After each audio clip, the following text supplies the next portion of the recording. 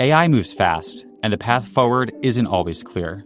Cisco gives you the infrastructure, security, and insights to stay the course. Cisco, making AI work for you. Visit cisco.com/AI. Transform your growing business with Intuit Enterprise Suite. Automate complex tasks and make faster decisions with integrated tools for financial management, HR, marketing, and more. Visit intuit.com/enterprise to learn more. Hey, I'm Kwame Christian, and you are about to step into the world of Negotiate Anything, the #1 negotiation podcast in the world, where we teach you how to make difficult conversations easier while getting more of what you want in the process.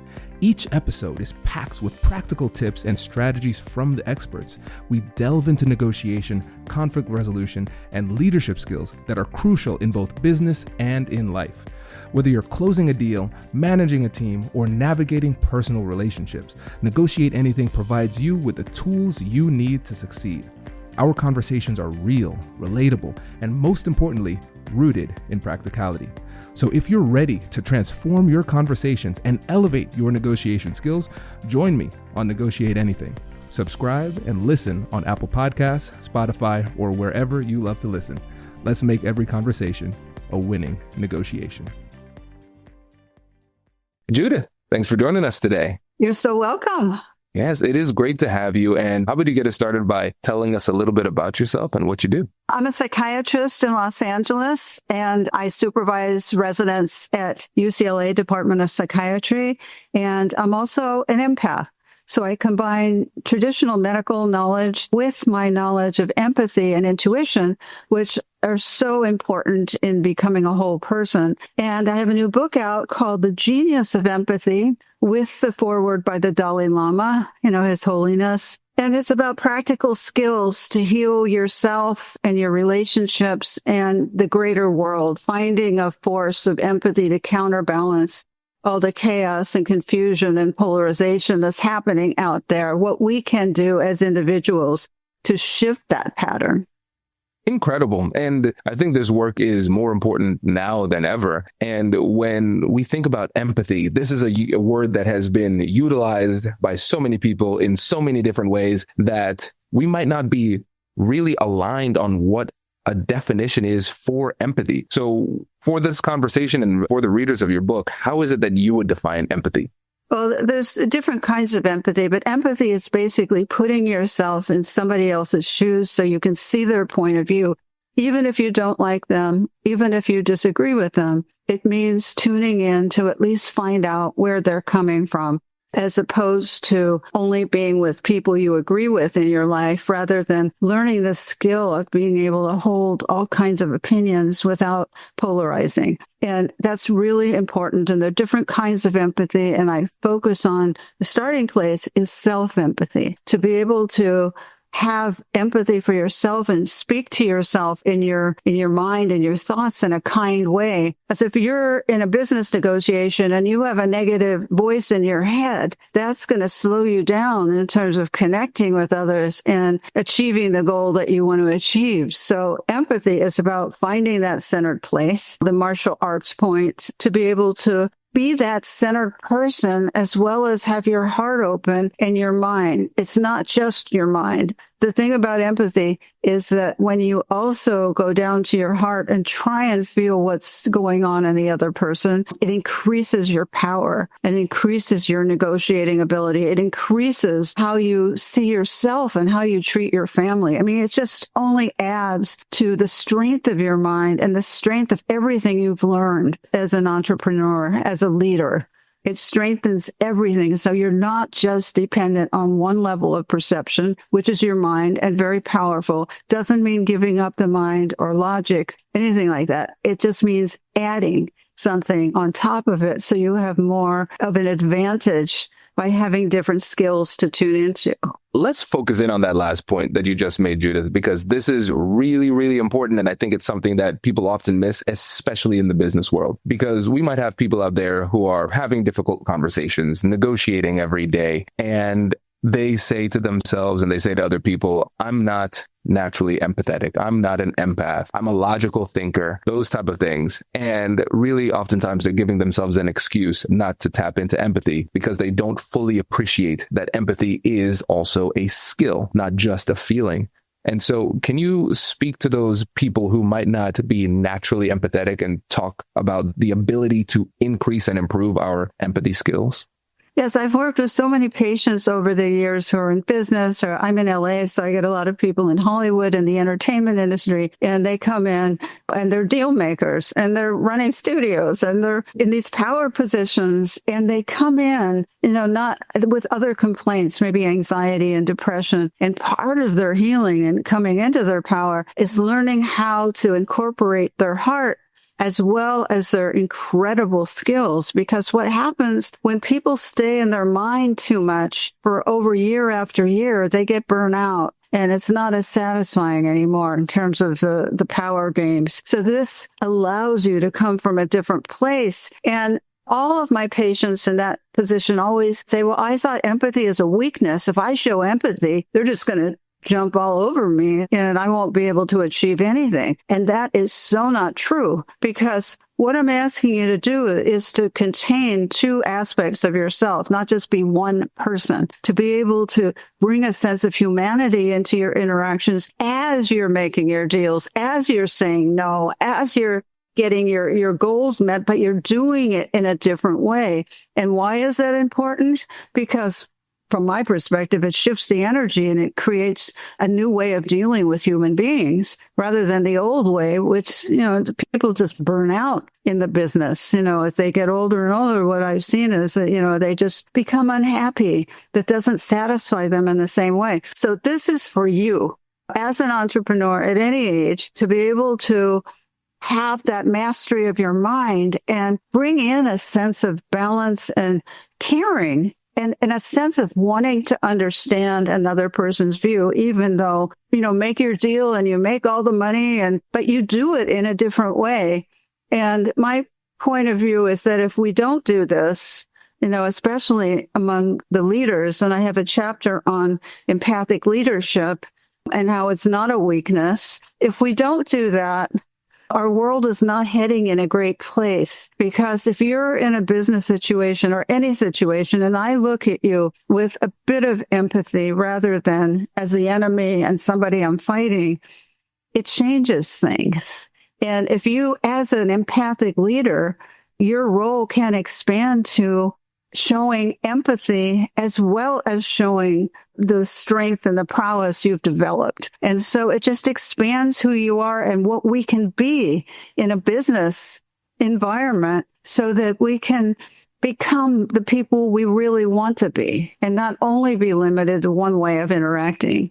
The thing that I love the most about what you're saying is the fact that you continue to emphasize the fact that we're not giving up something. We are adding something to our repertoire, to our skill set in order to increase our ability to connect with other people. And I think a lot of times when you have been navigating the world in a very specific way, you don't realize what you're missing out on because you only know one way. And one of the things that you mentioned that I think is really unique is the fact that you need to want to understand the other person. You need to want to connect with the other person. And I think a lot of times people look at empathy as a necessary evil. If I do empathize, it is just because I have to. But you're speaking to a desire. So can you help us to distinguish between the outcomes or impact of somebody who is empathizing because they feel like they are forced to versus somebody who truly wants to empathize and connect with somebody? Well, forced empathy doesn't get you very far. I wouldn't suggest you force it. If you really can't do it and you don't want to do it, just continue on in your own way. That's fine. Just try and be a good person. But if you do want to include it, it's something different. It's, you want to elevate, how you do business, and you want to elevate, how you treat other people, and you want your children to be proud of you. You want your children to say, I want to be like you. And I see how you can embody both. I can be strong and I can be sensitive, really, in the same being. And that will make them have these role models that they could really live up to. If you only see the old paradigm of business in terms of all of the hedge fund people and all of that, if that's, the ruthless paradigm of being a leader, that's what you're going to model. That's what you're going to perpetuate. And maybe you want your children to grow up like that. I don't know, but I wouldn't. And I think there's a better way to be where you can just be as strong and stronger. And so the simplest way of, we're abstract. So the simplest way of showing empathy would be if somebody's on your team is sharing something and you disagree with them totally and you're wanting to cut them off. Instead of doing that, to say, I hear where you're coming from and I'll give it some thought, as opposed to alienating them, making them feel shamed and not worthwhile as a member of the team who maybe will, present a creative idea that will just blow everyone's mind if you give them a chance to be creative, or they might not. You might disagree with them, but that's not a red flag to disagree with somebody. When you were talking in the introduction about having hard conversations with people, as leaders, as empathic leaders, we have to be prepared to have these hard conversations with people and keep our center and not just get into anger and judgment and shame, but to say, I hear you. It's the basis of empathy is I hear you, I see you, and I value what you're saying, as opposed to nothing you're saying makes sense. I don't know if you belong on this team. Whatever you're going to get into. And you don't have to do that. You can just say, I hear you and I'll take it under consideration. And that's all you have to do. And that's an empathic way of putting things on pause or lowering the temperature in a difficult meeting. And so it's a finesse in communication that you learn as opposed to just mowing people down with your power. This is incredible. I love the simplicity of this. I hear you, I see you, and I value what you're saying. And now let's tie this back to something that you said at the beginning to deepen the challenge, because it sounds simple, but obviously you've dedicated your whole life to this, so you know how hard this can be. And so let's say you're in a difficult conversation and we are talking to somebody and we disagree with them completely. And coming into this, we carried a lot of biases and we said, you know what, I'm talking to this person, I bet I'm going to disagree with everything that they said. So that's the kind of energy we're bringing into this conversation. How do we really champion the spirit of empathy here, hearing them, seeing them, and then especially lastly, valuing what they're saying if deep down in our core, we disagree with everything that they're saying? Because you're just respecting another point of view. You're not supporting their specific point of view, but here's a human being, here's maybe someone on your team or a colleague who's expressing something that you don't agree with. And so your job at that point is not to fight with them. And yes, you really have all these base emotional reactions. And that's a good point. I don't mean to say you emotionally bypass what you're feeling, or I can't stand what this person is saying, or whatever you're feeling, but you choose to come from a different place. So because there's no point in getting into that with them. If there's no meeting ground, there's no, just about respecting someone where there's no meeting ground, having a basic respect for people you do business with, even if you don't believe in their ideals. And your job as an empathic leader is to stay grounded, to stay in your power, and to simply say something short. I hear what you're saying, I'll consider it, as opposed to attacking them or judging them or shaming them. It's just a better way to get in and out of situations. So a lot of people get drained when they're doing business, and especially with difficult interactions. And so you want to minimize the fallout of them on you. And you want to be able to, really say no and to say, all right, I don't have anything in common with this person. I'm still in this meeting with them and I can't stand what they're saying. This is the inner dialogue that I would have at that moment. And so I would say, what kind of boundaries do I have to set? I'd limit the timing of the meeting. I would listen rather than interrupting, because when people they have judgments about others, they tend to interrupt, and that creates, a lot of friction between people. But if you listen for a certain amount of time and just, keep it even and keep it, this person, has these points of view. And that's important, to honor another person's points of view, even if you don't agree with them. And If you have any desire to shift the energy in this world and to make this world a better place, there's better role modeling than the old modeling that goes on in business in terms of I'm the boss. This is what you're going to do. And if you don't follow my recommendations exactly, you'll be fired. You could do that. I mean, it won't get you anywhere, but just you just get more people that you'll have to do that with, or you can learn a kind of tolerance and also bring out the best in people. As people are scared to really speak their creative truth. And you want to hear all that creativity that's going on. I give empathy trainings at various businesses. This is so good. And one of the things that's most groundbreaking about what you said is the nexus between empathy and respect. Because when I asked about how do you empathize with somebody when you deeply disagree with them, you said it's just all about respecting the other person. And what I recognize is that respect is often reciprocal in nature. If I show respect to you, you show respect back. And if I'm in a difficult conversation and the other person doesn't agree with me, what would I want them to do? I would want them to empathize with me. Show me the human to human respect that even if you don't agree with me, you see value in me as a human. And as a result, you see value in what it is that I say. And if we can demonstrate that and be that leader in the interaction and show that behavior to other people, now we're modeling that good behavior and it makes it more likely for it to come back to us. And the other thing that you said that I really liked is the fact that we have the right to feel the way that we feel. And I think a lot of times we tell ourselves, I will empathize when I feel like empathizing. And that can put you in a really dangerous position because oftentimes the harder the conversation, the less we feel like empathizing naturally. And again, when we recognize that empathy is a skill, we can say, all right, yes, I do feel this way. And I will still utilize the skill of empathy in this moment. And I think being able to separate the feeling of desiring empathy, or maybe I should say feeling naturally empathetic in this moment, and the skill of utilizing empathy in this conversation, recognizing that those two things can be separate is really empowering. Hello, my friends. Before we get back to today's episode, I want to ask you a question. Have you ever wondered how to elevate your team's negotiation game and how you can help the folks on your team have better, difficult conversations? At the American Negotiation Institute, we offer transformative keynotes and workshops tailored to empower professionals with top-tier negotiation and conflict resolution skills. Whether it's a keynote for your next event or hands-on training for your team, we've got you covered. Don't just negotiate.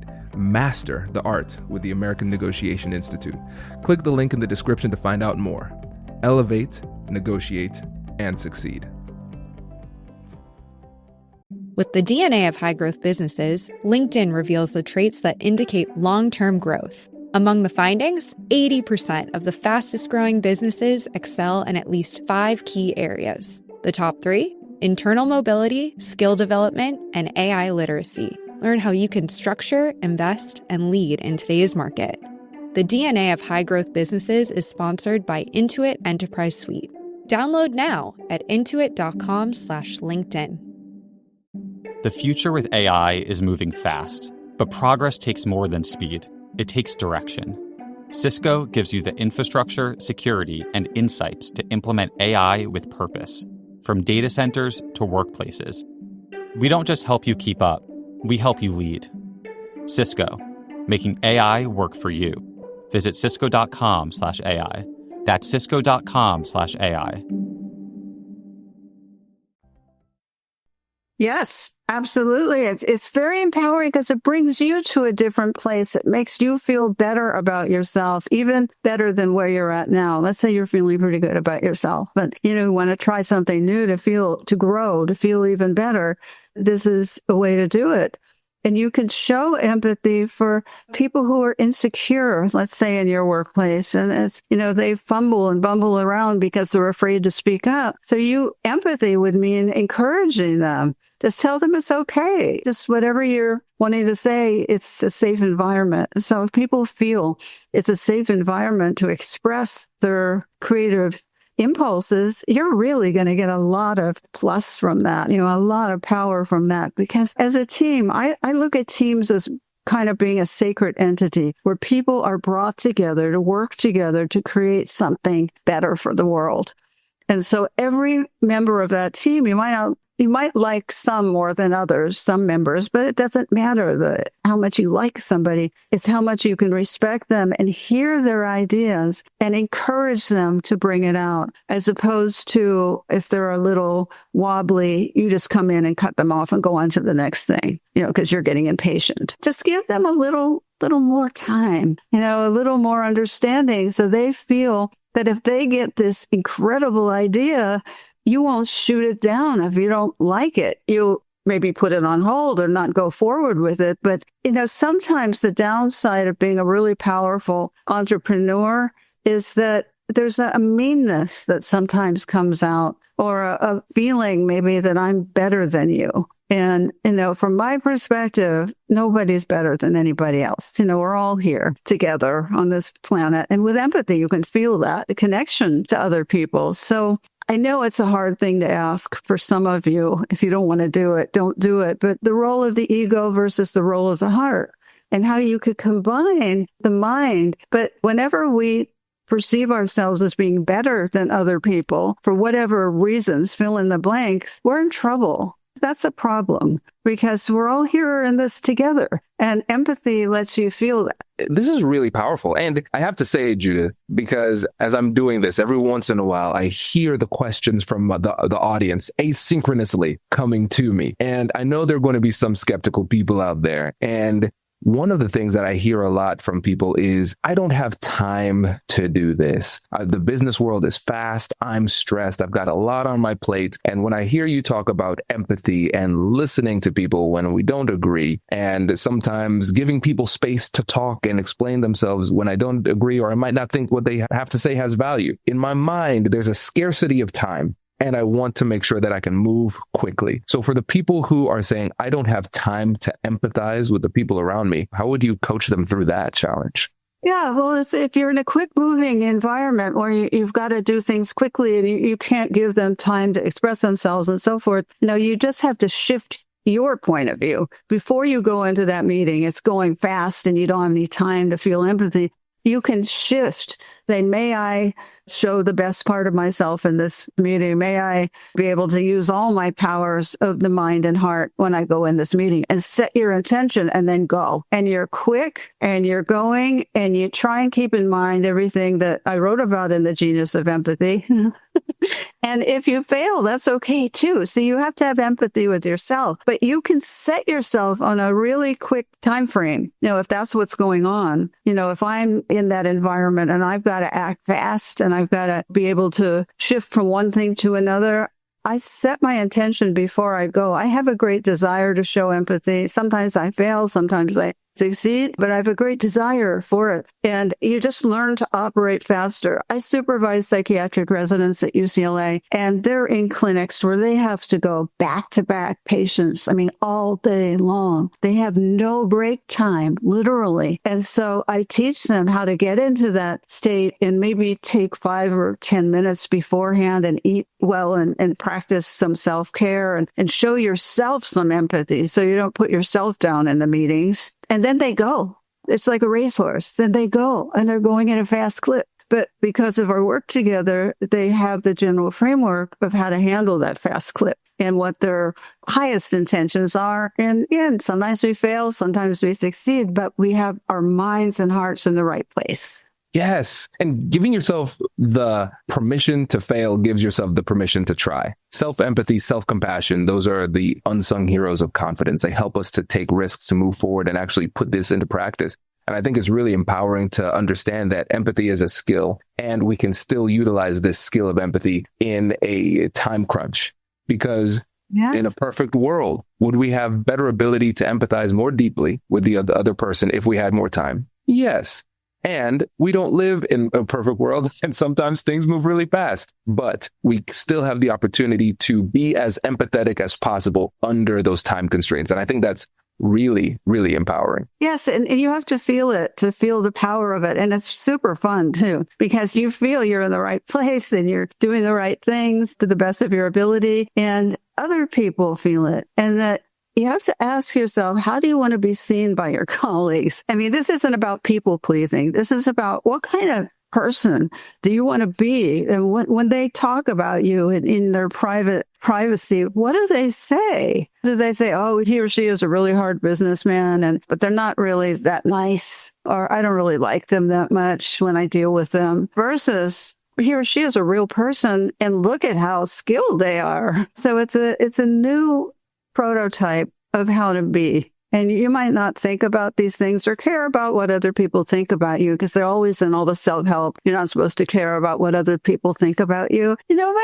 you want to feel that you're respected in your community, and that, wow, he can do this. And she could do this, and she can do that. And I felt good after the interaction. You want people to feel as good as they can, even if they've lost, even if, you've made this huge financial deal. There's a skill of making people feel good about themselves, and yet they're losing.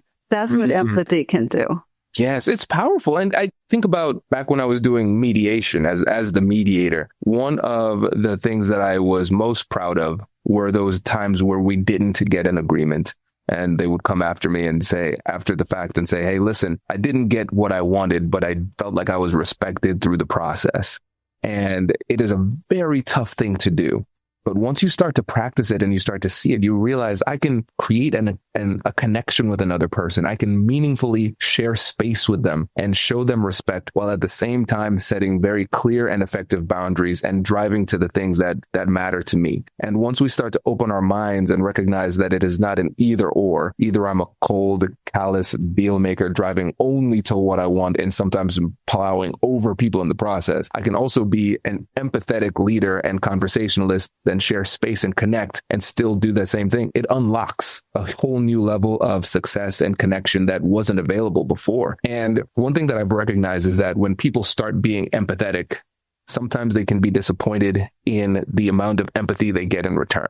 And this is a question I get a lot of times in my trainings. They say, okay, Kwame, I'm actually an empath. I have no problem being empathetic. The problem I have is that in these difficult conversations, I'm not getting that same empathy in return. So what can I do to get somebody else to empathize with me? Because right now it seems like empathy is only coming in one direction, and it is me to them. Mm-hmm. Well, that's a good question. Well, what I've seen is that I could be with the most difficult person who I don't like, and I'll say something simple like, thank you for sharing that. I hear your point of view, and I'll give it some consideration. And what I'm saying with that is that I respect you and what you've said. I don't agree with you. But then sometimes, this isn't always, but sometimes the other person will go, what? She's actually telling me she hears me, and she's not arguing with me. And so they say things like, oh, do you want to go out for tea? Or something like that, that's so surprising. Or you want to walk a little further and talk, or, whatever, just they melt. I mean, as opposed to, and not all people will. Some people are just rigid and you want to wish them well, and that's fine. But some people, and it's really interesting, once they feel heard and they don't have to do their normal fight in blocking you out and saying bad things about you, then they become friendly. I once spoke at a grand rounds, and that's for medical students who come in and listen to speakers. And the head of the psychiatry department was sitting there in the first row, and he clearly didn't like anything I had to say about empathy or intuition, as I'm a big believer in trusting your gut. And I thought, oh my God, he's sitting in the front row. This is going to be horrible. And so I just went about my talk, and as I usually do. And then afterwards, he comes up to me, and I think, oh no, he's coming up to me. He's going to give me a hard time. And he comes up to me and he didn't say anything about the nature of my talk. He said, I can't believe how kind you were with everybody.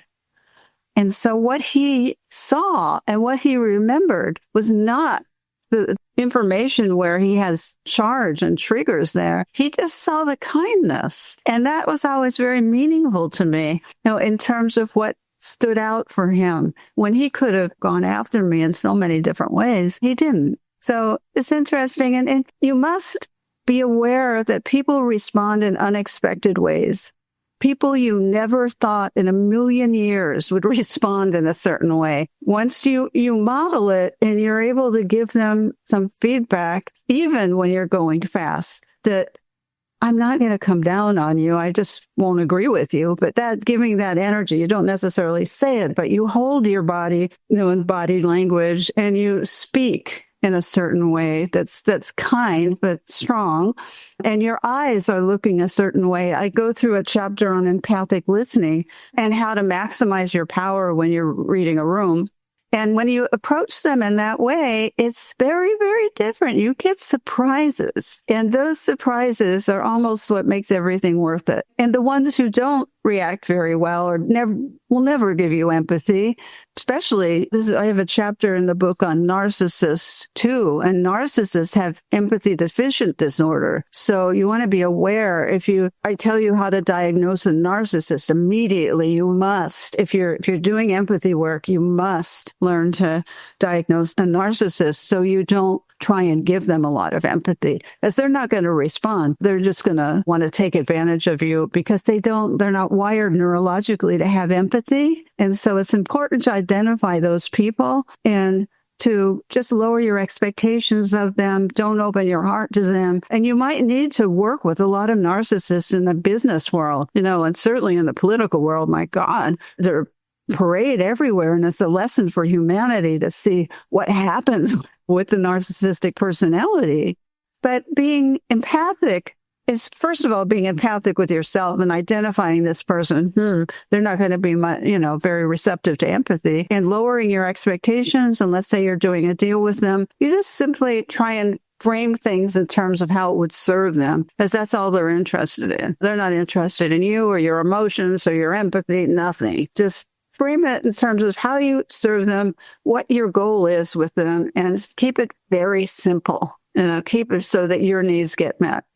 What I love about this advice is that it is clear and it is very real. It is very real. And I think a lot of times in this space, we don't do a good enough job of keeping it real for people, because people might say, all right, Judith and Kwame, I'm going to try this empathy thing in a tough conversation. And guess what? I tried it and it didn't work. And that might happen. I think that's important to understand. It's not always going to work. It increases your likelihood of success, but doesn't guarantee your success. And the example that you gave of dealing with somebody who actually has narcissistic personality disorder, it will not work in those situations. And so we still have now given ourselves the permission again to try to put ourselves in the right position, utilizing empathy, and then also giving us the permission to adjust and recognize that perhaps I'm dealing with somebody who will take advantage of this empathetic approach, and I need to adjust my behavior in this scenario. I think that's really, really powerful, allowing us to make that read and make that determination. And then going back to the other thing that you said, sometimes people will surprise us, because sometimes we come in with these ideas and we say, oh, this person will never, ever, ever be empathetic in return. And we can be surprised. And it really makes us think, how many of our interactions don't go well because we are led by our own biases? And as a result, it leads us to steer the conversation in a negative way, creating a self-fulfilling prophecy where the person doesn't give us empathy in return. And so we have more power than we think. We just need to feel empowered to put this empathy into action. Right. And to know who you're dealing with. No, it's not, empathy isn't being naive. Right. It's saying, here's a malignant narcissist. What do I do? And go to that chapter in the book and say, all right, this is what I do in terms of lowering my expectations, expressing my needs very simply, getting in and getting out. And so it's rather than, they're all over. Narcissists are all over in the business world. So you have to learn how to deal with them, but not get hooked in by them, or not. This happens too, or fall in love with a colleague who's a narcissist. I've seen that happen, as they're so seductive, and especially in the beginning of a business deal or beginning of a relationship, they love bomb you and they make you feel like the most important person in the room. And they have this skill of doing that. But once you recognize that, you take it with a grain of salt. You just go slow. If you see anyone trying to seduce you like that in any environment, if you're doing a deal, if you're dating somebody, no, you have to be very suspicious of that and go slow, because the minute you don't do something on their time frame or in their way, they're going to get extremely cold, withholding, punishing, judgmental, shaming, all kinds of things to make you feel 2 inches tall, because that's how they operate. So it's just a matter of being realistic of who you're dealing with. But the rest of the population, there's a lot more hope. Yes. Yes. And I think that is a very, very strong way to end this episode. Judith, this has been exceptional, my friend. Thank you for joining us. And before you go, can you remind the listeners about your new book that's coming out and how they can get in touch and work with you? Yes. This is the book. It's called The Genius of Empathy. The Dalai Lama has written the foreword, and it has chapters on self-empathy, empathy in business, empathy in your personal life. So you could just go through each chapter, very how-to, very practical, not wordy, very simple to help you initiate into empathy and maybe just experiment a little if this is the beginning. But if you're interested at all, if anything got activated in you, you might want to just give it a try. Amazing. Judith, thank you so much for joining us. Really appreciate it. You're welcome. Congratulations! You've just joined an elite club. By listening to a full episode, you're now officially on the Negotiate Anything team. So welcome aboard. What most team members do is they subscribe to the podcast because that allows them to automatically get the latest episodes of the show. The best things in life lie on the other side of difficult conversations. Keep learning, keep practicing, and keep getting better. Your relationships will improve, your career will soar, and you'll have the confidence you need to get the most out of these crucial conversations. Again, thank you for joining the team. We're excited to have you, and I will see you in the next episode. I'll catch you later.